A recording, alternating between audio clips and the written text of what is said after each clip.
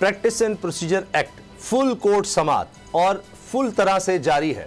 आज भी समाअत हुई, कल भी समाअत होगी। जस्टिस काजी फाइजा साहब, चीफ जस्टिस ऑफ पाकिस्तान, चाहते हैं कि जल्द अज जल्द समाअत मुकम्मल हो जाए।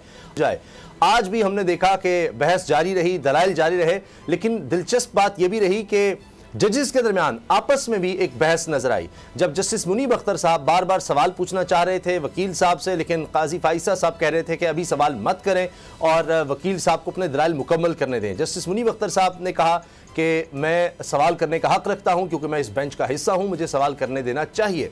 अब ये चीज़ें बराह रास्त पाकिस्तान टेलीविजन पर नशर हो रही हैं। पहली दफ़ा हो रहा है कि सुप्रीम कोर्ट की समाअत इस तरह से सरकारी टेलीविजन पर बराह रास्त दिखाई जा रही है और फुल कोर्ट है, तमाम जजेस इसको सुन रहे हैं।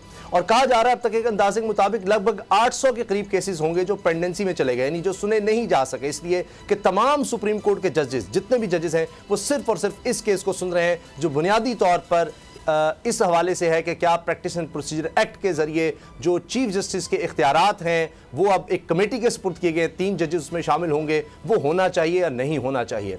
यह बहस अब तक जारी है। सियासी मैदान की बात करें तो मौलाना फजलुर रहमान साहब चाहते हैं इलेक्शंस कुछ डिले हो जाएं। नून लीग ऐसा नहीं चाहती, नून लीग भरपूर तैयारी कर रही है वापसी के लिए। सागदार साहब कह रहे हैं कि कोई चांस ही नहीं है कि मियां नवाज शरीफ साहब को जेल जाना पड़े। इस्तकबाल की तैयारियां अपनी जगह पर जारी हैं और बहस मुबाहिसा अपनी जगह पर हो रहा है। शाहिद खान अब्बासी साहब फिर एक दफ़ा मैदान में हैं और कह रहे हैं कि जनाब मेरे लीडर तो सिर्फ नवाज शरीफ हैं, मरियम और शहबाज नहीं। अफगान महाजरीन की वापसी रोज़ाना की बुनियाद पर जारी है। 20 दिन अब रह गए हैं डेडलाइन में और उसके बाद जो गैर कानूनी तौर पर यहाँ रह रहे हैं उनको फिर ज़बरदस्ती निकाला जाएगा और अफगानिस्तान भेजा जाएगा। सब्सक्राइब करें और बेल दबाएं ताकि कोई खबर रह न जाए।